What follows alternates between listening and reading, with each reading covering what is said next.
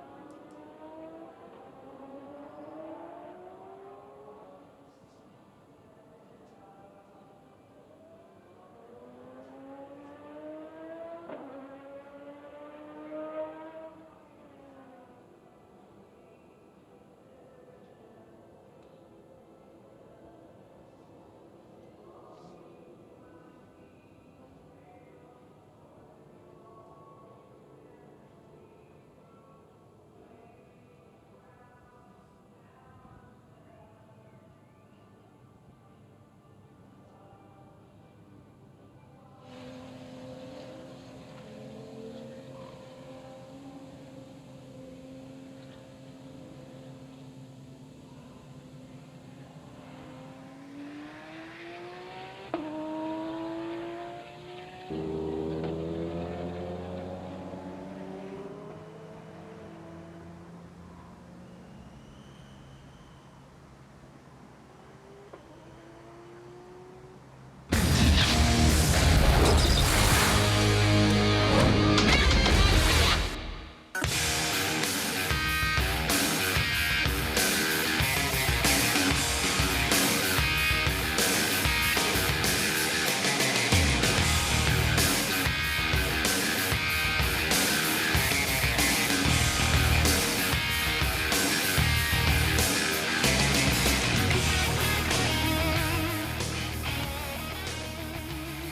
Hello, good afternoon, and a very warm welcome to the Nurburgring here, about 100 kilometres south of Cologne. in Western Germany for the 4th round of the 2012 International GT Open. It's the second race of the second meeting of the season, and today is the shorter 50-minute race. We've had wonderful weather all weekend, and for the first time in 3 days the clouds are just beginning to appear here. The wind is picking up, but hopefully we won't get any rain to interrupt what promises to be an absolutely thrilling race. The cars just coming to the grid, where they are headed by the Villeroy Racing Aston Martin of that man Alvaro Barber, claiming an excellent pole position yesterday, and he currently 5th in the championship. That car getting better and better over the opening races that we've had in the 2012 season. The fans out in force to enjoy the action here, as myself, Ben Evans, and alongside me in the commentary box, Le Mans Series and Le Mans racer James Walker. Good afternoon, James. Hi Ben, good to see you again. And well, this is the car that won yesterday's race, the car of Federico Leo and Jimmy Bruni, the AF Corsa Ferrari 458, and they absolutely dominated proceedings yesterday, didn't they, James? Yeah, they did. The 458 looking very competitive yesterday in the hands of both Bruni and Leo. But again, the Porsches here seem to be very strong in certain sectors. As we know, the Porsches are very good on traction and top-end speed, so there's going to be a few areas here where they're going to be very competitive. But again, as you can see, with just 3 minutes to go, it is the Ferrari 458 and the Aston Martin on the front row. On to row 2, and this a car that really should have done a little bit better yesterday. Juan Manuel Lopez, and Lopez having all sorts of dramas, as with Andrea Montermini, his co-driver. Montermini outbraked himself into turn 1, and thereafter the race got worse and worse. Multiple visits to the pits and eventual retirement, so they will be looking to make progress up through the order. Well, this is the car that was the second placed car in the GTS class yesterday, Thomas Gruber and Marco Seefried. It's Marco who will be starting the car this time around, and he was looking to be in very fine form. If you're new to the International GT Open, we should explain there are 2 classes. There's the Super GT class, which are the cars at the very head of the field would expect to be challenging for the race victory, and those cars are, to all intents and purposes, FAA GT2 cars. And then there's the GTS class, which are largely speaking GT3 cars, but with a few modifications as well. The classes, all things being equal, run about a second lap apart, but in reality we get very, very close racing throughout the field. Raffaele Gianmaria, multiple race winner over the years in the National GT Open, and looking fairly confident, doesn't he, in the cockpit there, giving the thumbs up and handshakes all around the black team. Ferrari 458 just improving with each and every race that we've had over the course of the season, and he lines up 5th on the grid. This is the Mercedes that won the GTS class yesterday in the hands of Jan Seyfarth and Kenneth Hare. It's Jan Seyfarth who will be starting the car, and when he took over at the midway point of the 3rd round of the championship, he put in a string of stunning laps, put that car very high up in the overall classification, together with taking a dominant class victory. The grid now beginning to be cleared, and the mechanics heading back to the garages. Although the race is just 50 minutes, it is with a mandatory pit stop and driver change that we'll see about halfway through the race, so it's going to be very busy and action-packed. In the GT Open, cars that win either their race or their class incur a penalty for the next race for the pit stop, so that means that there will be 15 seconds added to the pit stop time of Federico Leo today, as we take a look at the starting group with Alvaro Barber in the Aston Martin in pole position, Leo in 2nd, then Juan Manuel Lopez and Marco Seefried on 3rd row of the grid, before we get to Raffaele Gianmaria and Seyfarth. Championship leader Nick Tandy and Marco Holzer, they line up in 7th position in the Manthey Racing Porsche, this being their home race. And then Michael Broznicki in 8th. He had a disappointing run yesterday, retiring from the race in the gravel trap down at the turn 7 hairpin. Lorenzo Bontempelli putting an excellent qualifying performance to line up in 9th position. Archie Hamilton here, Marco Mappelli in the Auto Lando Sport Porsche, the 54 car, have had a very strong start to the season. Now have Michael Dalla Stella and Daniel Zampieri in the 44 Ferrari 458 as the cars set off on their formation lap. And watch from the back of the grid for the progress of Alexander Taumkanitsa Jr., the Belarusian driver, who showed very strongly yesterday. He was battling for 5th and 6th place with Raffaele Gianmaria for eventually spinning into the gravel trap. But Alexander Taumkanitsa Jr. has come on leaps and bounds since last season. He really is looking very competitive in the AT Racing Ferrari 458. So the cars off on their formation lap. They've just come through the very tight turn 1 hairpin, James, then on towards turn 2, where we've seen plenty of side-by-side action this weekend. Yeah, this first sector really is a very important part of this circuit. As we know, this is the same circuit that the F1 guys race on when they come here. The first sector, as you can see, turns 1 to 4, very tight and twisty. You've got to have good mechanical grip, especially on the front end. You don't want understeer here, otherwise you'll be very slow. Then through this right-hander, down the short straight into the fantastic middle sector here. This really is one of the best sectors anywhere in the world. Very fast flowing, lots of camber, lots of gradient change as well, which again, gradient change is something that adds a lot of character to circuits. And you can see the guys now generating a little bit of tyre temperature, but actually from what you can't see from the outside, they'll be riding the foot on the brake just to generate some core temperature. The brakes radiate the heat out into the rim, into the tyre, and that actually generates a lot more tyre temperature than crawling along at this speed or weaving around. But again, the main aim for this first lap is to try and generate that tyre temperature, so when we go green at the beginning of the race, they've got as much grip as possible. And you can see the teams looking very nervous. This is a very strange period of the race.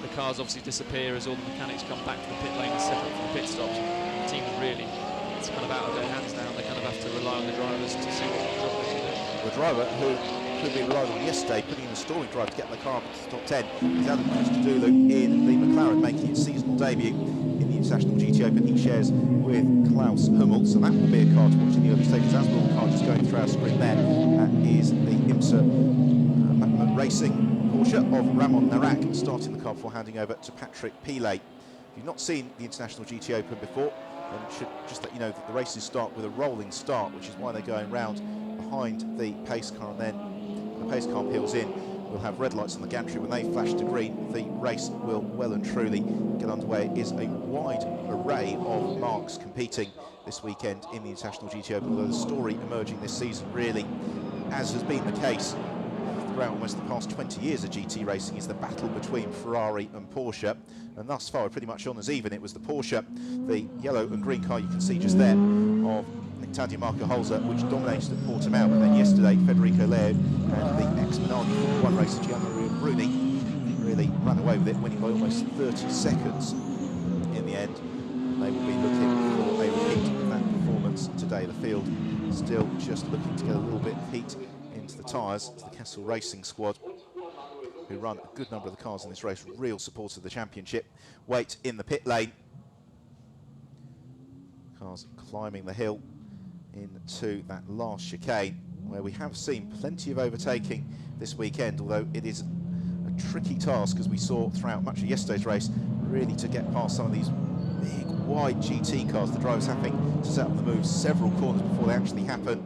As the pace car leads them around, that will pull in to the pit lane at the very last moment. There he goes, and it's now up to Alvaro Barber, former International GT Open champion going back a couple of years ago, and a winner here at Nurburgring last time the championship visited in 2010, who leads them in the black while racing Aston Martin accelerates out the last turn. The lights going green, and we're racing for the fourth time in 2012 in the International GT Open. It's a brilliant start as well from Marco Seefried in the white Porsche, who's trying to insert himself up the middle as they fan out down in towards turn one. It's Seefried who is going to take the lead of the race in the GTS Porsche. Super from Seefried, but he gets a tap there from Barber. Now hopefully Alvaro Barber's not done any damage there, as he just tapped the rear of Marco Seefried. He holds on second place. It's Juan Manuel Lopez in third, Federico Leo in fourth. It's Gio Maria though who's picked up the damage, and he has got smoke looming.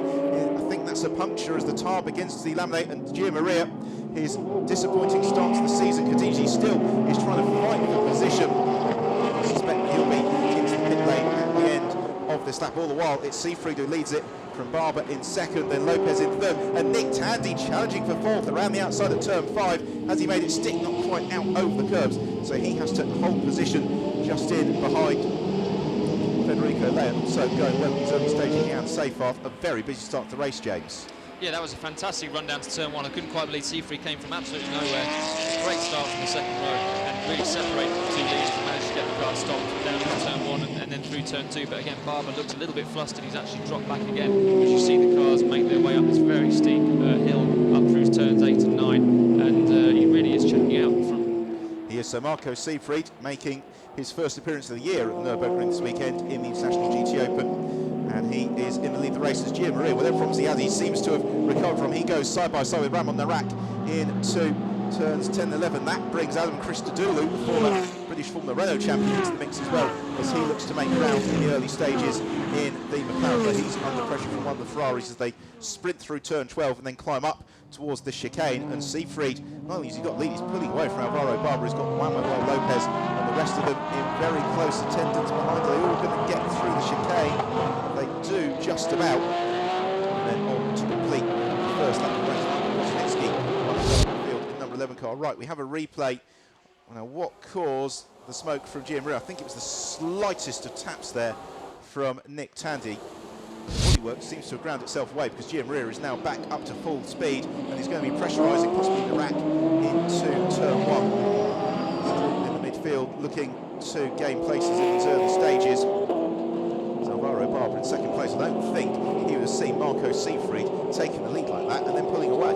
Yeah, that was very unexpected. Barber must have been very shocked, and again he's got the white Ferrari right up behind him as well, so he's kind of got to really try and chase the leader down, but at the same time he cannot afford to leave that door open to lose any other places. But he looks like he's getting into quite a good rhythm now, and it's really important for this stage of the race not to lose too much time to the leaders. Kind of feel what car you've got underneath you, and hopefully that car, if the teams have done their work properly, will last. If it's good, it will last the entire race. So Rafael Gianmaria continues to pressurise Ram on the rack, and Nick Tandy wouldn't have expected to see Jan Seebath in the GTS Mercedes all over his tail as well in these early stages. But this is really the battle, isn't it, between the rack and Gianmaria, with also then Christodoulou still bringing himself into that mix. They climb out to the hairpin turn 7, and again Gianmaria flashing his headlights already. He's letting the rack know that he's there, and he feels he's a little bit quicker. Although the rack and Gianmaria, they're battling each other for championship points, so I can't imagine that Ramon is going to say, right, Raffaele, you flashed your lights, through you go,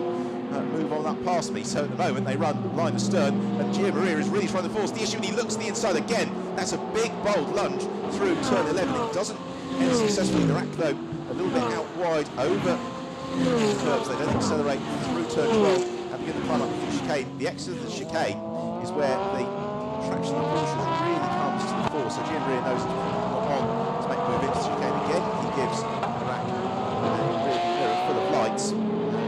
Now jinx to the inside of the Porsche, which is half a car left back, turn through the last corner on to complete the second lap of the race. And now Gianmaria looks to wind up the big Ferraris. They accelerate along the start and finish straight. This is the fight for 9th and 10th place. Gianmaria is surely going to go for a lunge into turn 1 here. He's right under the rear spoiler of the rack, who gives him a car's width, and I think realises enough's enough. Gianmaria is that determined, I'll let him have a go. But then Gianmaria outbrakes himself, runs wide, and Ram on the rack. Vastly experienced driver, then goes side by side with him through turn 2. Super racing between the pair of them. They give each other ample racing room, and still on the rack, keeping his footing around the outside. Gianmaria finally squeezes through, and Christodoulou tries to pick his way up through that gap as well. That is unsuccessful. Into 9th place comes Rafael Gianmaria as they accelerate down towards turn 5, and he's finally got through and made that move stick after about 2 laps in the planning. Yeah, definitely, and the guy on the move now is Adam Christodoulou. You can see there in the famous McLaren colours. He's really going to try and upset Narak now. He's got out of his rhythm, and I think if he could kind of get past the Porsche there,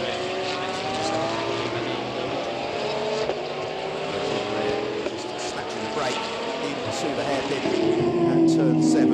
Already going to look at daylight between himself and Ramon Rack. His next target is going to be Lorenzo Montempelli. He's been going very nicely this weekend.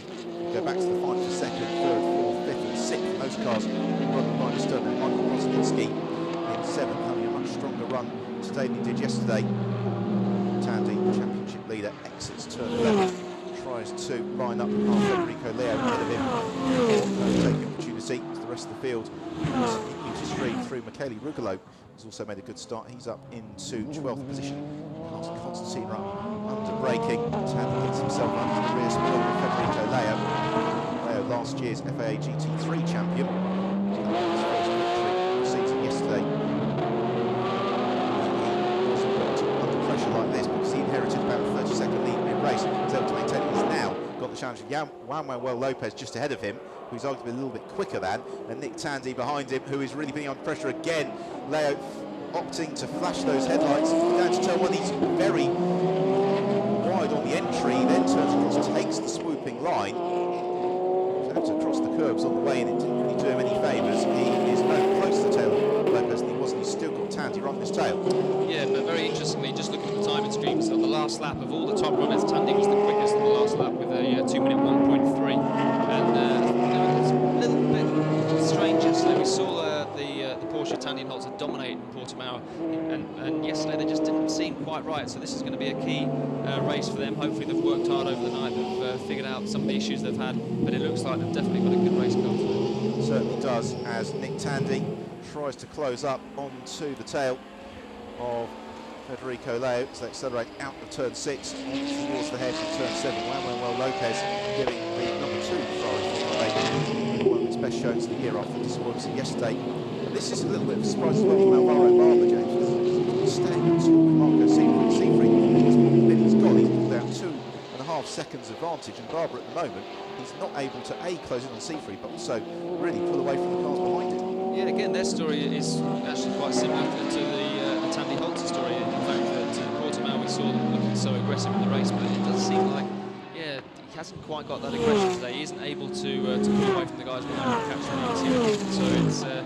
it's going to be, I think, something that's going to drag on for the rest of the race and play into the pit stop window, and see if maybe the teams could make the difference with the pit stops, because again, this leading battle is so close. 2 or 3 seconds out on one side of the pit stop. And of course, those pit stop penalties that we were alluding to at the start of the race will also turn the race on its head. And Barber doesn't have any penalties to worry about. It's that number 11 car, black and white car of Michael Rosnet's something he hands over to the better. That will work in their favour. Looking to make progress up through the field is Miguel Angel Del Castro, number 69, just moved ahead of Michael Dalla Stella. Challenges. Tandy looks to the inside of Federico Leo, opportunistic move into turn 1, and he's through. He goes door handle to door handle with the Ferrari, who then has a certain direction moving to his favour. Now Tandy looks to switch back to get the inside line into turn 3, uses the traction of the Porsche, and through he goes. And will he hold back for turn 4? Because Leo looks to get the squirts and he tries to dart up the inside. Nick Tandy eventually squeezes past Federico Leo. And that was the sign, James, for a driver who knew exactly the characteristics of the car underneath him and used them to full advantage.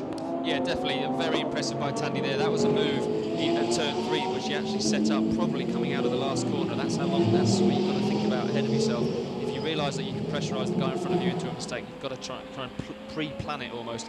But yeah, Leo being a little bit bullied by Tandy, but Tandy was very aggressive, diving down the inside into turn 3 after running side by side through 2. And again, this is the stage of the race that, because Tandy knows he's got that pit stop penalty, he's really got to try and stay as close to the leader. And again, if they can come out of this race with the podium, which is maybe unlikely with a 30-second penalty, this is the stage of the race where the top seconds can be lost. The Manthey Racing team based here at the Nurburgring. They've got a huge number of supporters cheering them on this weekend. Stalls around the circuit selling their team gear, and this is exactly what they want to see, a fighting drive from Nick Tandy in the early stage of the race. Fighting drives Raphael Gianru's up past Lorenzo Montempelli. He's right onto the tail of Michael Brosnitsky already, almost gives him a helping hand through turn 11. They're going to sprint through turn 12, and I will probably put my mortgage on Gianru going for a move into the chicane here, because he already forces Brosnitsky to go defensively. Looks to the inside. Is he going to make it stick on the brakes? He draws alongside and through he goes. Gianru gains the place. He moves up into 7th position. Brosnitsky back down to 8th. Then Montempelli on his tail. To get up onto the tail of Jan Seyfarth. Across the line they come now. It's 3.7 seconds the gap between Seyfarth and Mercedes, then Gianmaria ahead of the next queue of cars. Ramon Rack also thinking about a move on Montempelli into ahead in turn 1. No way through there, but I think the drive combinations in the race, James, Ramon Rack and Patrick Pilet in the Porsche we just see there, they're probably the wisest heads in terms of not forcing the issue, letting the race come to them. Absolutely, a lot of experience both of those guys have. Again, with the Mapple Porsche, very experienced team, and it is a case of, even though it's an hour race, it is a sprint race, you can't afford to get stuck in these little battles, so you've got to realise every lap's got to be at the maximum, but sometimes you kind of have to let the guy in front of you get on with it if it's going to drag you towards the front of the field and not try and fight too much with them. But off camera slightly, the pace at the front, Seifried just dropping the pace off slightly. Barber actually taking quite a lot of time, nearly 7 or 8 tenths out of the last lap. So again, this battle for the lead is over. It certainly is a great focus on the battle for 8th position, with Montempelli on the back, still piling on the pressure, and they're having Chris Dooling very much in that mix as well. So we're 12 minutes or so into this 50-minute race. Already there seems to have to start putting an eye towards the pit stops, as we now see what you've just been talking about, James, that the gap between the leader and really the rest of the top 6 is coming together very nicely. And then the charging Raffaele Gianmaria, who is next along, with these three cars. And again, what you were saying, James, Nurburgring doesn't need to force this because they're still very close to the leader. He's only 9.5 seconds back from the race leader, which with a good pit stop is going to be something that can easily overlook. And then Henry Pile on probably a little bit quicker than Ramon as well for the second half of the race. So they jink through the chicane. It's more to complete that. We're going to see a challenge here from the rack on Montempelli. No, not into the final corner. Looking very, very smooth. Got some dramas a little bit further back down the order. That's Ferdinando Jerry having a rotation that slips him then out to the top 20 as now Nurburgring decides to go for it. He moves to the inside of Montempelli under braking into the hairpin turn 1. Montempelli tries to turn across him though, and again a very good block pass there from Ramon Nurburgring. He knew Montempelli was going to try and switch back. He just planted the Porsche in the way, and there was no way around that Porsche for Lorenzo Montempelli, so he'll have to content himself with remaining third in the GTS class. Now Nurburgring, his next target is Brzezinski in the black and yellow Ferrari. Brzezinski will hand over to the very rapid Philip Petter at mid-race. This is a strong drive from Michael Brzezinski. He's really fighting the sharp end of the field and matching the pace of these front runners. Yeah, it's very impressive. We talked about Brzezinski yesterday qualifying, and the fact that the lap that he put in the session will aid Philip Petter massively. The fact that he hands over the pit stop and started that much further forward. I think at the pace that we saw in Portimao, even though the results weren't there, the times that Petter was able to put in during the race, which was 4.58, fantastically quick, even quicker than the leaders at some stage. So today, this weekend, we spoke to him as we arrived at the paddock on Thursday, and he felt comfortable. He was quickest in one of the practice sessions here. So again, when Petter gets in this kind of pit stop, he's definitely going to be one to watch. Philip Petter and Michael Brzezinski have been a driver combination for several years now. They've won the GTS Championship going back a couple of years. It's their second year. The Ferrari 458, as Jan Seyfarth still doing a very good job to stay in touch with the leader, who is definitely being caught now by Alvaro Barber and Juan Manuel Lopez. Nick Tandy, though not quite matching himself onto the tail of that leading trio just at the moment. You can't blame him really, because they're separated with just 1.7 seconds. Actually, Tandy, the benefit of being maybe a second or so back, because everything was really able to drive his own line. He's not going to be entangled if some of the other drivers get themselves mixed up. So here come the leaders down into turn 1. Now Alvaro Barber now just 0.8 of a second back from Marco Seefried in lead the race, with Juan Manuel Lopez still in third position, further half second back from them. Jan Seyfarth will hand over to Kenneth Hare mid-race. As into the pits is Alexander Taunkanitsa Jr. And what looked, with 10 minutes yesterday's race, to be a very promising weekend for Alexander, unfortunately seems to be going badly wrong, because the pits takes away all chance of championship points for him, even if his father Alexander Taunkanitsa Sr. does get the chance to get him behind the wheel. This leading group of 6 cars streaking through, and now we've got Barber really closing up onto the tail of the race leader Marco Seefried. So Seefried coming under pressure from the Villewire Racing Aston Martin, Alvaro Barber. They come down the hill into the hairpin at turn 7, and Seefried, having put in a very impressive early drive, has now got the rest of them just within the gap. That leading group of 6 cars separated by just 3.8 seconds. They climb out the hill through turns 8 and 9, which I imagine will be a real hand for these big GT cars as the drivers gripping the wheel, come over the crest on towards turn 10. And now the challenge for Alvaro Barber, James, is going to be, does he try and find a way past Marco Seefried or wait it out until the pit stops? Knowing Barber as I do, and having raced against him in Renault 3.5, he's definitely going to have a go if he thinks he can make the move. And he's amazing how he's closed down that gap over the last few laps. You can see Seefried obviously given everything he had at the start of the race, and when that gap starts to come down, it kind of kills your confidence a little bit, because again you can see the guy catching you lap after lap, and you know you've given what you've got. So again, once they get to this range, it becomes really a defensive race. And it's also been a good drive from Juan Manuel Lopez, who is keeping in touch with his leading group, and he will hand over to one driver terminating the mid-race, and that could put them into a race-winning position as well. So they streak through and on to complete the 8th lap of the race. And this leading trio of cars, already Seefried thinks about going defensively to turn 1. I don't think Barber is quite close enough. The gap between them just half a second on line. And then we've got Brzezinski under pressure from Nurburgring. Nurburgring thinks about the move to the inside into the turn 1 hairpin. He can't quite do it. But then Brzezinski runs out wide. He jinks across just in time to cut off Ramon Narak, who I think was expecting that. Otherwise, he may have been caught slightly unawares. Narak and Pile, winners here at the Nurburgring last time the International GT Open visited, so it's a circuit they know well. It's a circuit they've been very successful on. And Narak can now see this leading group of cars just beginning to move away. To get past Michael Brosnitsky as quickly as possible. He's still got for company Lorenzo Bontempelli and Chris Dudley. There's Bontempelli in the blue, number 60, GTS Ferrari 458. Here is the race leader, who has still got Alvaro Barber all over his tail. Barber Aston Martin up the hill, using the grunt of the Aston, but he's not going to be close enough to challenge into turn 10, is he?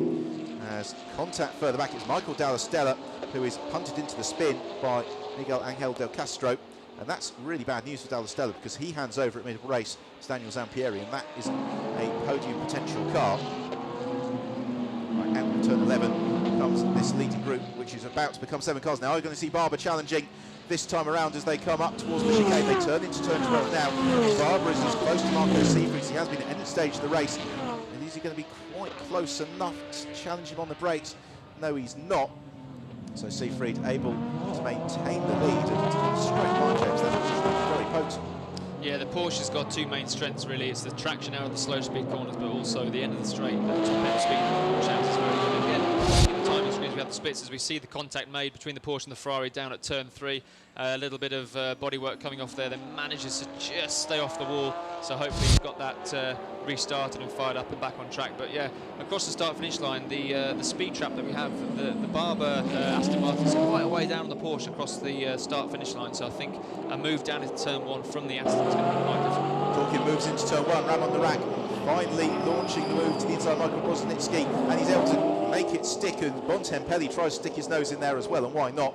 Brosnitsky able to see off that challenge, so up into 8th place now comes Ramon Narak. He is now some 11 seconds back from the race leader as Adam Christodoulou attempts to challenge Bontempelli as well. This leading group of cars, the real mover has now been Nick Tandy, who's latched himself up onto the tail of Juan Manuel Lopez. It's Nick Tandy, former Porsche Supercup racer, former British Formula 3 race winner, making a very successful career for himself in GT racing, and now challenging for 3rd place in this race. Can't quite do it, so Juan Manuel Lopez, the Argentinian driver, was 5th in last year's International GT Open, with 4 victories one way, holds on in that 3rd place, trying to close up onto the tail of Alvaro Barber. And this really is a high-speed game of chess, James. These cars have been running so closely together since the start of the race. Yeah, it is. It really is a game like that. I mean, it's the cars seem to be coming closer and then going further apart as the lap goes on. The Porsche is definitely faster in the first sector by some 3 or 4 tenths, but through the middle of the circuit and then towards the end of the lap, you can see how Barber is obviously having the car hooked up very well as they run down the back straight, and you can see Jim Rea there matching this group. And again, it's amazing, even though he's where he is, he's still within sight of the leader. So again, that's going to give him quite a bit of confidence heading into the pit stop. Yeah, Rafael Jim Rea absolutely charging. He's latched himself onto this group of 6 cars as the pit stops start early, and perhaps no surprise, the first man to peel in is Federico Leo, and over to Jimmy Bruni. Yeah, definitely, that's a great call by the team. They've realised that the pace maybe that Leo's showing isn't quite enough to jump these guys, so the key is really get into this pit stop, get Jimmy Bruni in the car, and see if he can do some good outlaps and try and jump these guys as quick as possible. That's what they'll be looking to do, because really the last thing they want, as we get official notification the driver changes has started, is to be fed back into a train of cars like this, because then they're really going to have to fight it out on track. So, the pit lane, at the very end of the pit lane is the AF Corsa squad. There is Jimmy Bruni, ready and waiting to take over. Out of the car gets Federico Leo. Bruni gets in. They picked up a 15-second addition to their pit stop by dint of winning yesterday's race, so Bruni is really going to have to get the hammer down in the remaining 28 minutes of the race. Early is that Michael Brosnitsky peels in, and Philip Pater takes over from Brosnitsky. Pater, another very, very rapid driver.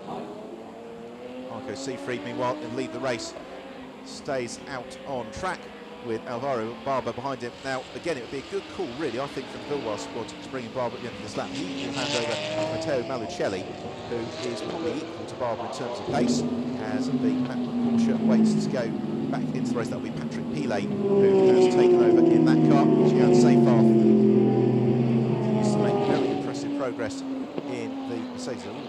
Really coming up onto the tail of the Raj Alexander, Ferrari, number 51 car, has been the pace of this leading group.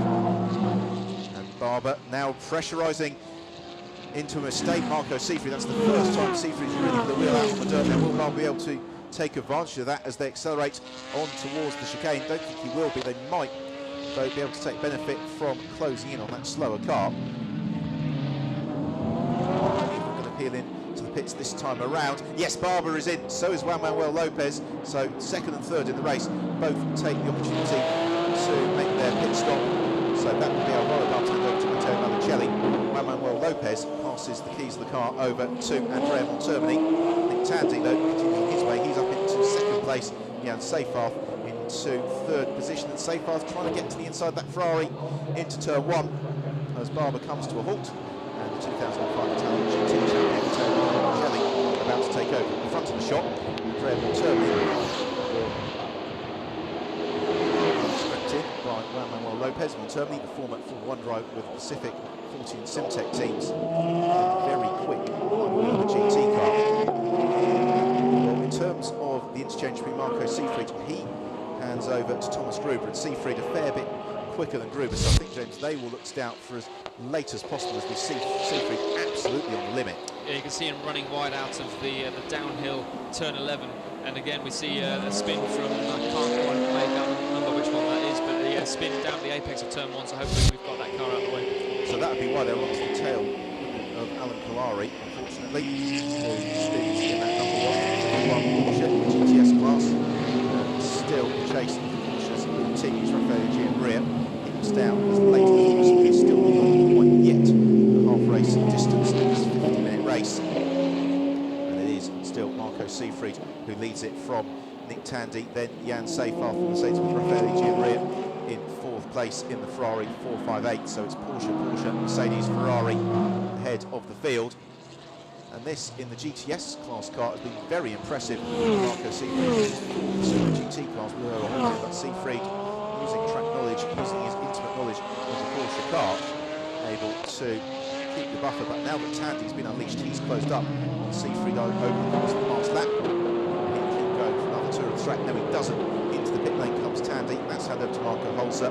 Also peeling in Rafael Gianbria, the return of Miguel Ramos, the number 10 Ferrari. So continuing on are the race leaders and the battle for the GTS class lead, Marco Seafried and Jan Seyfarth. Perhaps no surprise, James, really, because they're both a fair bit quicker than their co-drivers.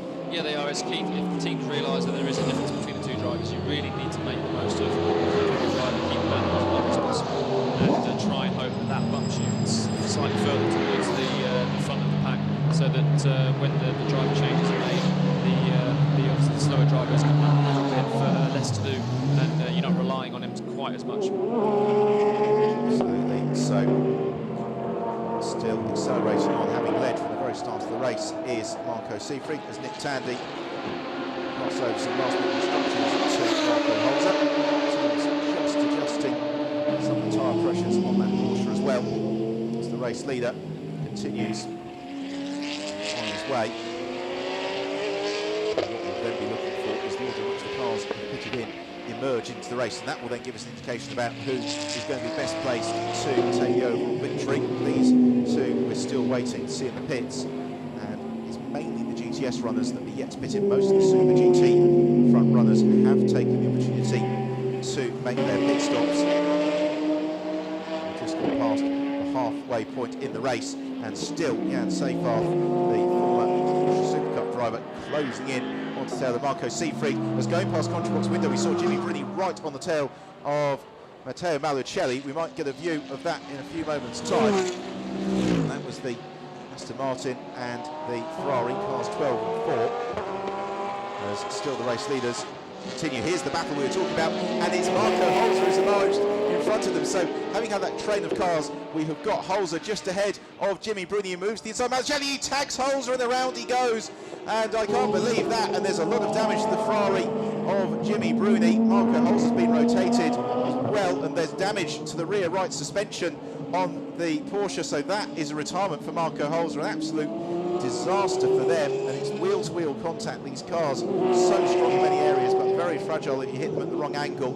And Holzer is out of the race, the championship leader pitched into retirement, it means that emerging for all of that is Matteo Malicelli, who has been able to break a little bit clear following that instant wonder. We'll see Jimmy Bruni pitch. Right, James, talk us through it. You can see he's already overtaken the Aston, but he's braked a little bit too late to make that move, and he's just actually driven straight into the rear quarter of Holzer, which has spun Holzer around. They've made contact again as Holzer's come back. You can see the front of Bruni's right-hand corner hitting the right rear of Holzer, and you can see now as Holzer tries to pull away that right rear suspension is broken. But I'm also hoping that that hasn't damaged Bruni's car too much. It took a lot of damage. It might be a little bit superficial, but hopefully he hasn't bent the front right track of that. But a little bit optimistic. Bruni's obviously, with that penalty in the pit stop, being put slightly further back than they would have liked to. He was really getting stuck in. He was second fastest first sectors all over the place. But again, he just got a little bit too carried away there. Certainly did. We see the driver change in the 60 car, so that's Mario Cordoni, who takes over from Lorenzo Bontempelli. As leaders continue their battle, they're running right to the very, very end of the pit stop window, and now Jan Seyfarth's got himself up onto the tail of Marco Seifert. He's really putting pressure onto Marco in what could well prove to be an in-lap. They are the only drivers in the field who are yet to have made their pit stops. Really, once they've had their pit stops, will we get an indication as to what the overall order is going to be looking like as we head towards the final 20 minutes of the race. They're bouncing across the chicane. Will it be this lap that the cars elect to pit? Yes, it is. So Seifert in tandem to Thomas Gruber in the Porsche, and then the silver and black Mercedes and Jan Seyfarth. That will go the way of Kenneth Hayer. Kenneth Hayer, the son of Nurburgring legend Hans the Hat Hayer, who carries on that lineage and almost makes contact, doesn't he, with the rear of the Porsche as they get down to the pit lane speed limit. The frustration there for the drivers as they peel into the pits.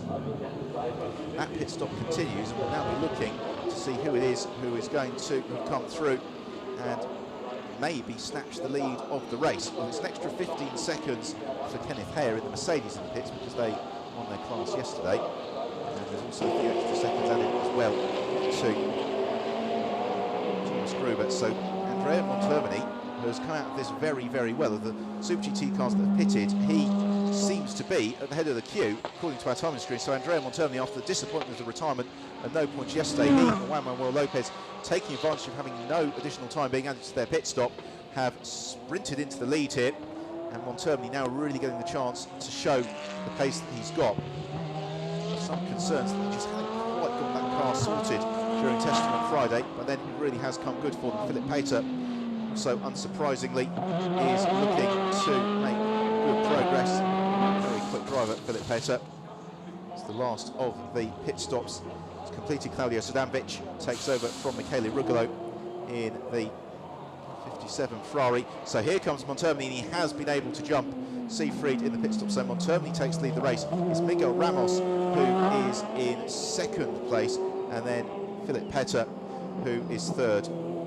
There is Jimmy Bruni, who continues to limp around. I think he may have actually just emerged from the pits. When the interchanges are finished, Thomas Gruber has come out of the pits. He's just ahead of Philip Pater, and Pater will look to find his way past his compatriot in fairly short order.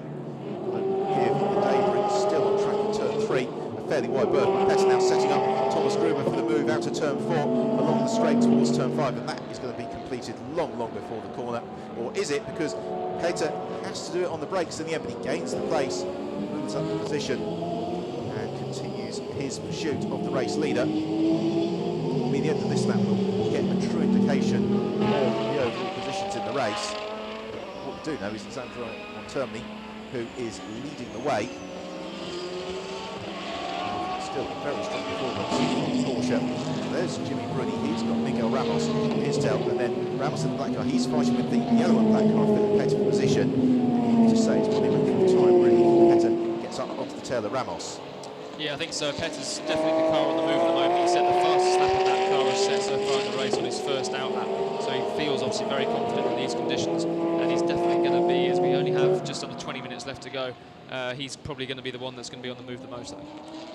Andrea Montermini turning through the chicane on to complete the 15th lap of the race. In this lap, we'll get a true indication of what his advantage is ahead of the field as he looks to squirt the Ferrari out of turn 15 along the start and finish straight. Another lap to be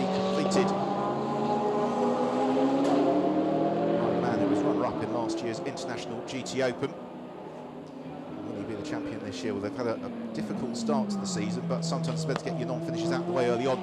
Then it's Ramos, who is 11 seconds back, but he has got Philip Petter right on his tail. So the order is Montgomery leading it from Miguel Ramos in second. Philip Petter is in third position. Thomas Gruber is in fourth. Kenneth Hare in fifth. And then in sixth position, Matteo Manocelli. So that is the order. And here is the battle for second and third. And how long will that battle last? Because Philip Petter is right on the tail of Miguel Ramos. He gives it a little bit of a tap through turn three, just to let him know he's there in case he didn't already. And then we'll try and set up and move out to turn four. This is really difficult now for Philip Petter, James, because these cars are pretty much identical. It's going to have to be down to him outfoxing Miguel Ramos. Yeah, he's going to try and force Ramos into a bit of a mistake. You can see he's arrived with so much momentum to the back of his car. It now has stopped because he can't really get anywhere. And you saw that little love tap into turn three. And he's going to try and now make him defend and brake hard offline. And that normally gives you quite a good chance to gain the position on the way out of the corner in the traction area, rather on the brakes on the way in. Although Miguel Ramos, I'd probably say that he's a gentleman driver. He's still been very successful in sportscar racing. He was sixth in last year's championship with 2 victories, and he's knowing how to drive a wide Ferrari at the moment, isn't he? Because he's got Philip Petter as they climb up the hill, all over his tail, but unable to prize a way through. Possibly into turn 10 there'll be an opening. Ramos just staying slightly off the racing line. He's not really giving Petter the room up the inside. This is a super battle between the pair of them. Right, now this is the opportunity of Petter, isn't it? Coming down out of turn 11 and then getting the acceleration on towards turn 12.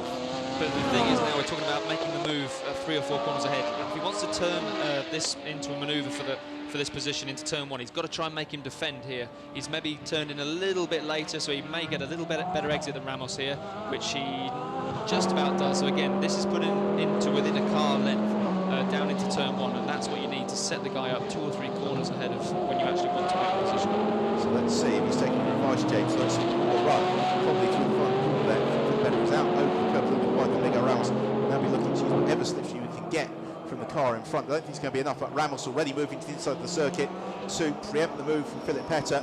Petter will be hoping that Ramos outbrakes himself, which he may well have done. He does, he snatches the brake, runs wide, and Philip Petter goes through, forced Ramos into the mistake, and in the end took what was a fairly easy place. Yeah, that was basically a lap driven by Petter right up behind the car, filling the mirrors of Ramos. So when he arrived at turn 1, he was probably actually looking in the mirror a little bit too much, missed his braking point, kept that brake pressure on a little bit too high for too long, and then again, once you start slowing down, the momentum of the ground passing the wheel actually stops turning the wheel. That's how it locks, and that just meant that the door was open. Two car lengths is all you need, and Petter was able to sweep through at the inside. We just get a glimpse there as well of the battle for GTS honours. Thomas Gruber and Kenneth Hare pretty much line astern. They are running 4th and 5th in the race overall. They've got Matteo Manocelli closing up onto their tail. So watch for the battle that's been ongoing between the Mercedes and the Porsche. Again, flashing his lights is Kenneth Hare.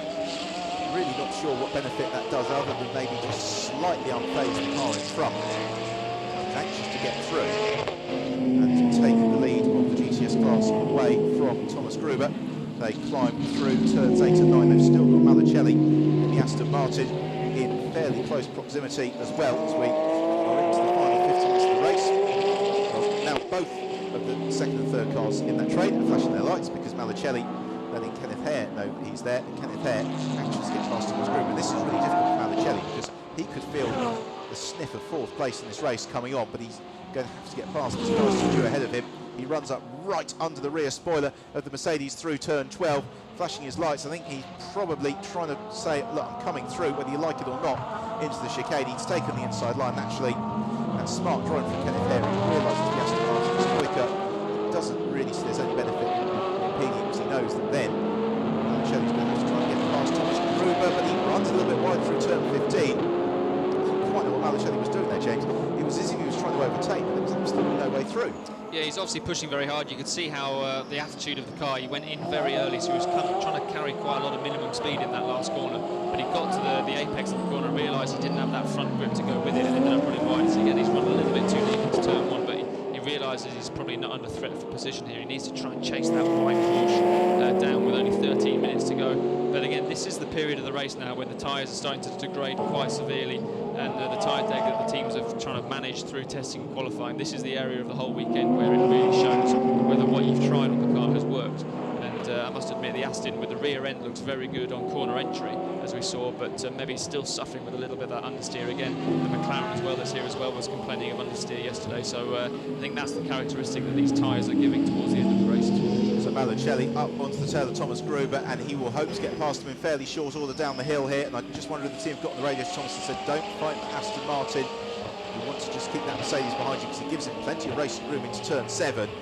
Probably more than enough, because it now enables Kenneth Hare in the Mercedes to get right onto his tail as they accelerate up the hill into the very quick chicane at turns 8 and 9. Mercedes absolutely beautifully presenting car with Goldwing. We see a replay of the move from Malicelli, and he was really given that by Thomas Gruber. Gruber gave him all the space he needed.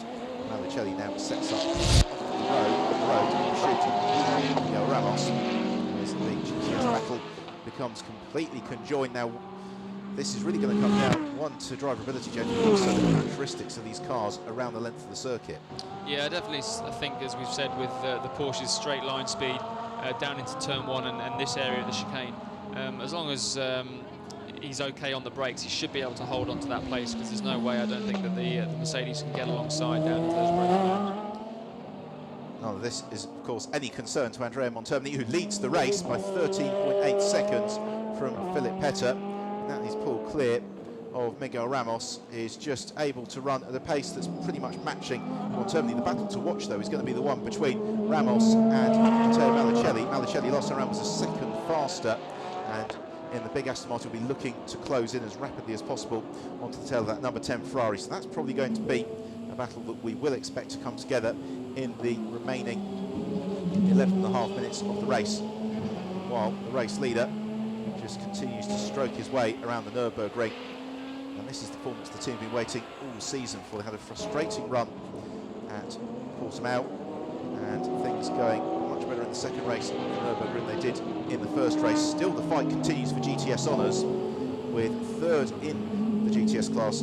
Just keep you up to date with that is Mario Cordoni in the 60 cars. This is the fight for 5th in the race overall, and GTS honours, and still Thomas Gruber keeps Kenneth Hare behind him. So they come down the hill into the turn 7 hairpin and outbrake himself a little bit as Kenneth Hare in the Mercedes, and he's able to hit the apex at the back end of the corner and still keeps the gap pretty much as it was to the Porsche as they climb through the hill once more.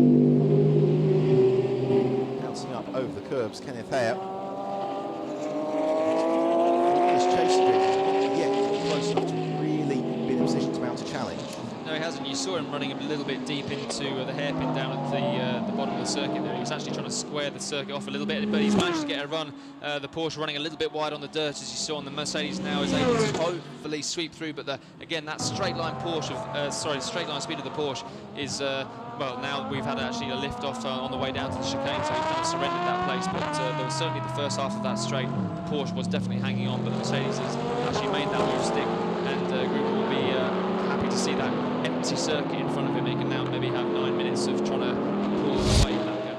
So we see it again, and on the curbs was Kenneth Hare as he squeezed through. Thomas Gruber gave him racing room, but arguably if he kept his foot and he still just had a chance to challenge him up to the chicane. As it was, that was no avail, but he looks back up the inside into the hairpin at turn 1. And Kenneth Hare, having had several laps of following, is now going to have a few laps of defending. It will be up to Thomas Gruber to now pick out the weaknesses of the Mercedes. These cars very evenly matched. We saw it in the first element of the race. We're seeing it again in the second half with the new drivers behind the wheel. The cars still running as closely together as ever. Kenneth Hare just grounding the front of the Mercedes over the curbs on the brake. He gets his right foot firmly planted on the accelerator. Accelerating on to turn 5. This downhill sequence coming up on their tail is Patrick Pilet in the Matmut Porsche as well. So Patrick Pilet in 7th position, but he can't through to 5th, as we have got a change now, haven't we, in GTS final pole position. Mario Cordoni rotating and just kissing the tyre barrier. Goodbye wing mirror. Unfortunately, no more damage than that, so that is going to promote Klaus Hummel up to 3rd in the GTS class of the car. So Klaus will be very happy with that after the work from Adam Christou in the first half of the race. So still, the race being led by Andrea Montermini. This is to complete the 20th lap of the race. Still the battle, though, is going to be the one for third and fourth position, because Matteo Malicelli continues to cleave out time from Miguel Ramos. Here's Philip Petter in second place. Again, this has all been set up by that solid qualifying lap from Michael Brosnitsky yesterday. Brought the car into contention, and Philip Petter has then been able to work that second half of the race. Patrick Pilet looks to the inside of Thomas Gruber, gains the place. Pilet moves up into sixth position as a result of that. Also means that Gruber's now dropped some way back from Kenneth Hare. So Patrick Pilet looking to ramp up the pressure at the latter stage of the race. And again, it's not unfortunately going to be a weekend with a race victory for Pilet and Rack.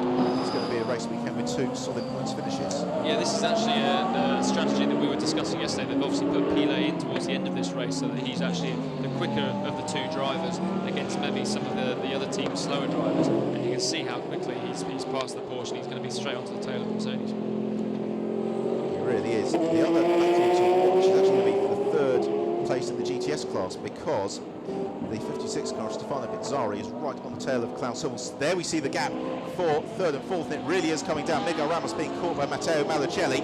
Malicelli has brought that to just about a second now, 1.2 seconds, possibly even less than that, as they plunge down the hill. The Bilbao Racing Aston Martin chasing down the Ferrari 458.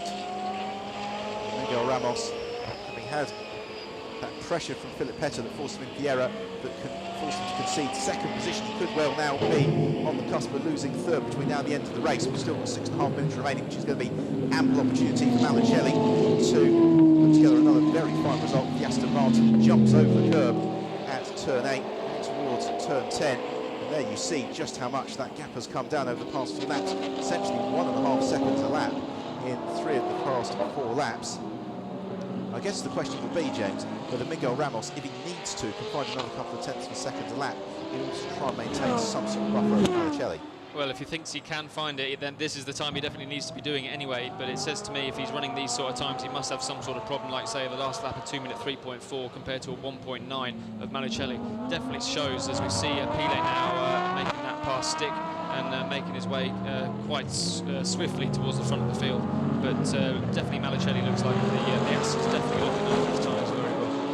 It really is. So Patrick Pilet is up into 5th position now.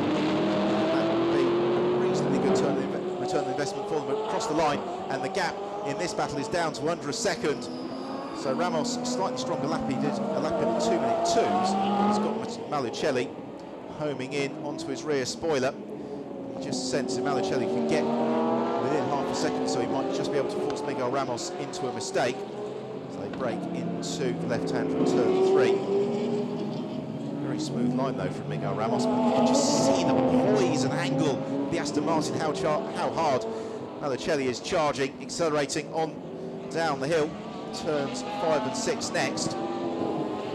Again, out over the curb from Malicelli on the way into the corner. He really is using all the road a little bit more. We'll find out very shortly as they complete the sector what sort of pace they're running this time around. So through they come, and 2/10 faster on that first sector was Malicelli. So the gap just under 8 tenths of a second, even less than that at this stage of the lap, climbing up the hill. And this is where the Aston Martin is maybe suffering. It's not quite had that straight line speed weekend, and that may be the saving grace for Miguel Ramos.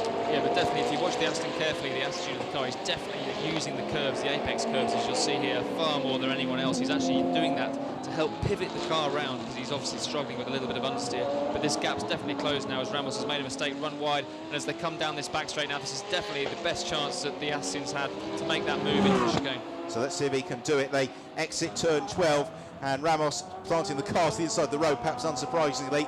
So Malicelli then fans out to the outside. He might hope that Miguel Ramos will outbrake himself. He doesn't on the way in, but a poor exit could give him the opening into turn 15, or indeed turn 1. And again, Ramos covering the line to turn 15. So Malicelli says, fair enough, I'll take the racing line. I will carry the speed onto the start and finish straight. So through they come, just 3 3/4 minutes left in the race as they sprint out to the final turn. And Matteo Malicelli is right under the rear spoiler here of Miguel Ramos. He moves to the inside, and this move is going to be completed long way before turn 1. Ramos tries to squeeze him to battle on the brakes. Malicelli's ahead. Will he get the car turned in? Almost, but not quite. So Ramos squeezes back through. forces Malicelli out wide. Malicelli then going for the switchback through turn 2 and in towards turn 3. That doesn't work for him. In fact, it gives Ramos an extra car length. It's turn 3, and Malicelli once more frustrated. It looked, James, that he got that move done, but we see again he was just so late on the brakes. Yeah, but it's very strange quite how he hasn't made this move stick. It's confused me a little bit. He made the move very, very early down the straight, as you say, but then he got squeezed out through the exit of turn 1. And credit to Ramos, he didn't give up there, and he's actually kind of he's now at the same position he was a lap ago, so he's actually pulled out a little bit over Malicelli, but Malicelli's just going to calm down. He's definitely got the pace there and try and recreate that move now and try and make it stick into turn 1. So Matteo Malicelli has fallen back the gap out to almost 6 tenths of a second as they came through sector 1. They then climbed out of turn 7, and this is where Malicelli was so strong last time. He wants to try and force Miguel Ramos into a mistake as the Scuderia Vittoria team of the race leader Andrea Montermini watch on the pit wall. Probably going to squeeze. I think we are going to go on to the last lap here, aren't we? Because the clock is going to be less than 2 minutes, which is how long it's taken to circulate this Nurburgring Race circuit. So into the final lap of the race. Now comes Andrea Montermini, flashing his lights to one of the slower cars just ahead of him. That is Stephen Earle in the Kessel Racing car number 52, and Montermini moves ahead of him. Make sure he gets the car stopped into the hairpin at turn 1. He just about does so. He wants to do that if he was fighting for position, which means for Miguel Ramos he's got one more lap to hold on in this battle as we see a replay. Malicelli running wide out over the curbs, and that has settled it decisively in favour of Miguel Ramos. So Ramos, who couldn't hold on the challenge from Filipetta, has been able to withstand the efforts from Matteo Malicelli, which possibly shows that maybe the brakes that Aston Martin are just beginning to go away. Malicelli. This has been an absolutely perfect race for Juan Manuel Lopez and Andrea Montermini, and again shows, James, how strategy, even in a 50-minute race, is so important. Juan Manuel Lopez, he kept himself in contention. He didn't even attempt to overtake in that first half of the race, but he stayed with the leaders. They knew they didn't have any extra time for pit stop, and it's just fed Montermini out into clear air. Yeah, I mean, definitely that the lack of penalty in the pit stops got something to do with this victory today, but also the fact that they've just stayed out of trouble, not got caught up with fighting anyone, losing 2 or 3 seconds a lap, trying to make passes. They've just stuck to the game, kept their head down, and this is what the result of that is. It's been a super race, really, throughout the field. Andrea Montermini, he will have had many difficult victories in this one because he got fed out into clear air, and then it's just been a case of maintaining his pace. So he's just got a couple of corners to go as he sprints through turn 12. The checker flag just about being readied on the gantry. I think the clock will tick to 0 just as Montermini crosses the line. So he jigs through the chicane for the final time and on towards turn 15. Going to be a dominant victory for the Scuderia Vittoria squad. The clock has ticked to 0, the checker flag goes out, and the win in round 4 of the 2012 International GT Open goes to Andrea Montermini and Juan Manuel Lopez, who stands on the pit cage cheering his teammate home with, in second place, an excellent drive from Filipetta and Michael Broznicki. They take a very comfortable second position in the end, to the delight of the Kessel Racing squad. And then, what about this for Miguel Ramos? He held on after the charging drive from Raffaele Giammaria in the early stages. Ramos crosses the line in third position with then Malicelli, Barber in fourth, Pile and Rack in fifth, and then in sixth place and winning the GTS class, he flashes his lights in delight. Kenneth Heyer and Jan Seyfarth taking a super victory in Mercedes. Delight there for the Scuderia Vittoria squad, who run Lopez and Montermini. As Montermini waves to the marshals and the crowd, slowing down that thumbs up, he will have thoroughly enjoyed that. Filipetta as well, a solid result for him, and perhaps against all expectations, a Ferrari 458 whitewash on the podium. Yeah, the car really has suited the track this weekend. It's very, very good in the high-speed corners, very stable on the braking as well, and that's kind of what this circuit is really made up of. And you can see how delighted he is to bring that car home to victory. But yeah, Ferrari will be delighted. I can actually see out the window now Cristiano Michelotto there sat on the pit wall watching his cars come across the line. Very, very pleased for him. He's going to be delighted on his journey home back to the Michelotto factory tonight back in Italy. But yeah, the teams will be, again, like we talked about with the F3 here this weekend as well, the teams will be using these great performances to carry that momentum on to the next round. The International GT Open reconvenes the 23rd, 24th of June at Spa-Francorchamps, and you'll be able to join us live on the live web stream, www.live.gtopen.net, throughout that weekend. So do make that a date in your diary, the 23rd, 24th of June, the legendary Spa circuit, the next round from the International GT Open for 2012. So here is the classification, and the win from Termini and Lopez, with then Broznicki and Petter in second place, with Ramos and Gianmaria in third. In GTS podium, well, it was Seyfarth and Hare who won it from Gruber and Seefried, and then Stefano Pizzari and Andrea Rizzoli did overhaul Klaus Hummel in the McLaren in the closing stages. They took 8th overall and 3rd in the GTS class. Were though from Christodoulou 2 top 10 finishes this weekend. Marco Mappelli and Archie Hamilton slightly muted race in the Orlando Sport. We didn't really see it at all, and they round out the top 10 with Daniel Zampieri following that spin from Michael Dalla Stella earlier on, bring the car up to 11th position. Rest of the field, and really the story here is going to be the non-finish for Jimmy Bruni and Federico Leo in the AF Course Ferrari, and Marco Holzer and Nick Tandy in the Mantoy Racing Porsche 997. An avoidable incident, and the contact, although minor, fortunately enough damage to put both cars out of the race, and therefore significantly denting their championship hopes, as we can see here, because Holzer and Tandy's advantage at the top of the table is down to just 2 points, which shows consistency is key. It was 5th place for Pile and Narak today, but it's been enough to bring them onto the cusp of the championship lead. The season continues to go well for Alvaro Barba and Matteo Malicelli. They are joined 3rd in the championship on 46 points. Michael Broznicki and Philip Petter as well going very nicely. Archie Hamilton and Marco Mappelli, as they continue to score points, they are well within the top 10. And a decent weekend for Rafael Gianmaria and Miguel Ramos, and they leave the second meeting of the year on 30 points. Down into the pit lane, and the Scuderia Lorber team come to congratulate their winning drivers, Juan Manuel Lopez and Andrea Montermini. They are no strangers to victory in the International GT Open, but this one feels very sweet. A new driver pairing for this year, and victory in the second meeting of the season. Absolutely delighted they are, and thinking when we got here on Friday, the talk after testing was there was just something out of sorts with that car. It was a couple of tenths away from the pace, and the team have worked very hard all weekend, James, and this is the reward. Yeah, it is. I mean, it's very difficult. They don't do much testing, these teams. They have limited running before the weekend starts, so the fact that they've overcome that problem they've had is fantastic.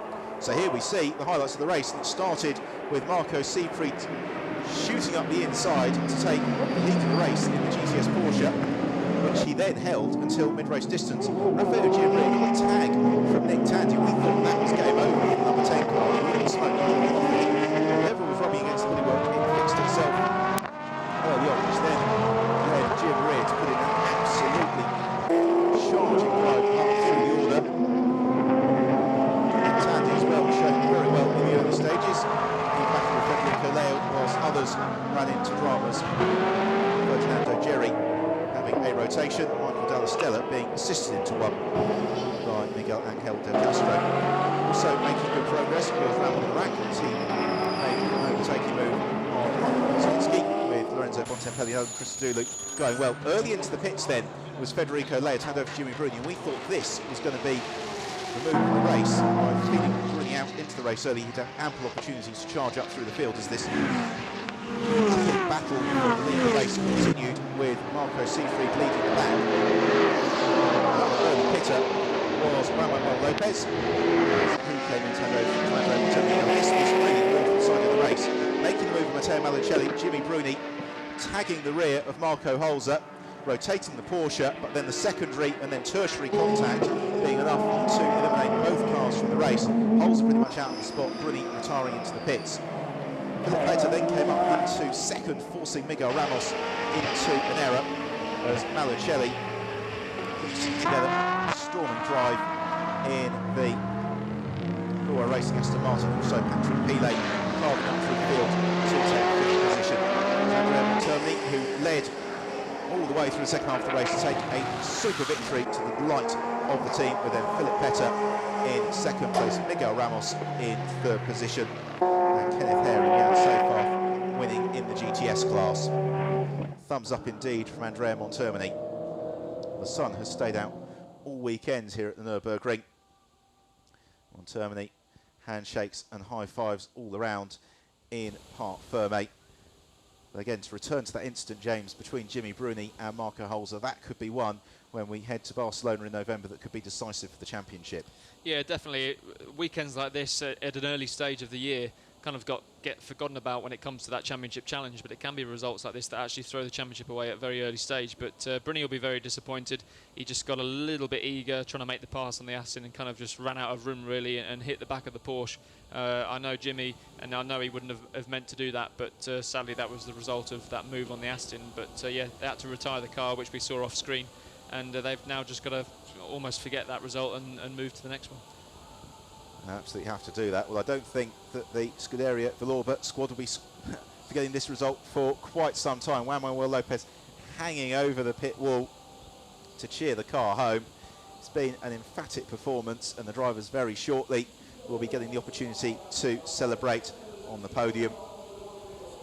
Totally overjoyed with that victory. He really does give his all to motor racing and thoroughly enjoys the continuation of his career, having been 20 years ago real prospect for Formula One. It never quite worked out for him. The transition into sports cars then has proved to be very successful. There's Miguel Ramos, who will be very happy to have held on for third position. Double thumbs up from the race winners. So the drivers taking to the podium. So in third place it is Rafael Giammaria and Miguel Ramos. Second place, Philip Petter and Mike Brozanitsky. And then a delighted Andrea Montermini and Juan Manuel Lopez celebrate on the top step of the rostrum with the Villorba Corsa team.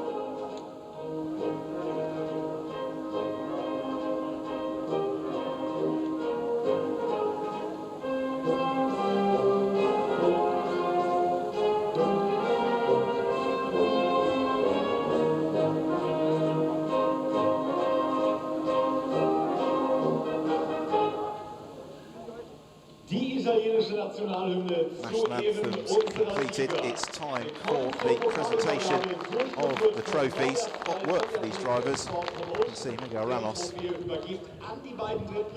exhausted after his efforts, but it now becomes all worthwhile as he and Rafael Giammaria get their trophies that they hoist aloft to the applause of the mechanics down in Parc Fermé. It's a very, very friendly paddock in the International GT Open, and really after every race everybody congregates at the foot of the podium to celebrate the result. Second place, Kessel Racing and Michael Brozanitsky and Philip Petter.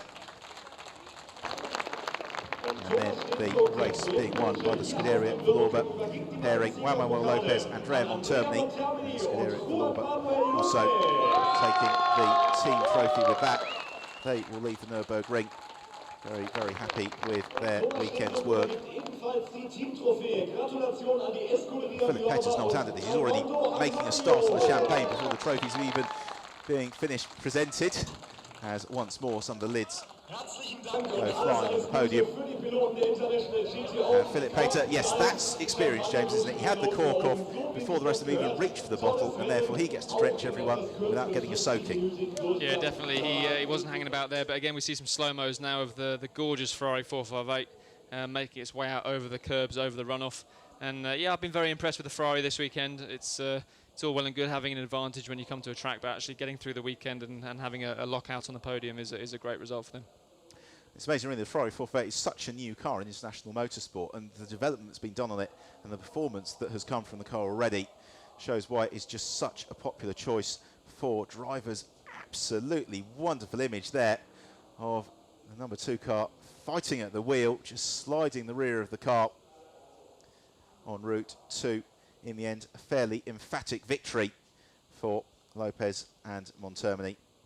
We've got one more podium to come, and that is for the GTS class, which again provides some great entertainment, James. And those cars this weekend have been really punching above their weight. Yeah, exactly. We saw them obviously leading the race for the first half today.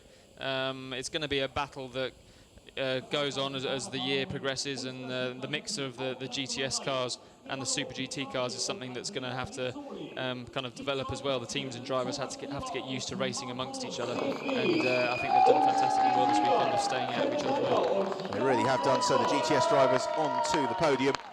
I'm sure there'll be a big round of applause for class winners Kenneth Hare and Jan Seyfarth. So was third in the class. Andrea Rizzoli and Stefano Bizzarri. Second place went the way of Thomas Gruber and Marco Siegfried. Marco putting in a great drive to lead the race, and then Jan Seyfarth and Kenneth Hare taking the class honours after a very fine drive in the Mercedes.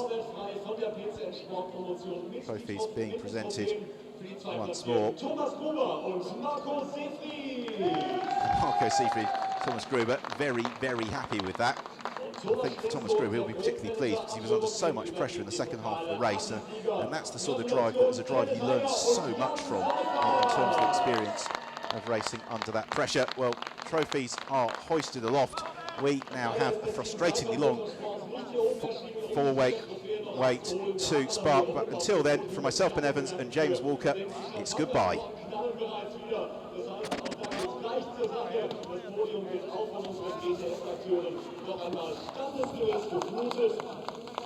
Und hier oben wird gefeiert. Das also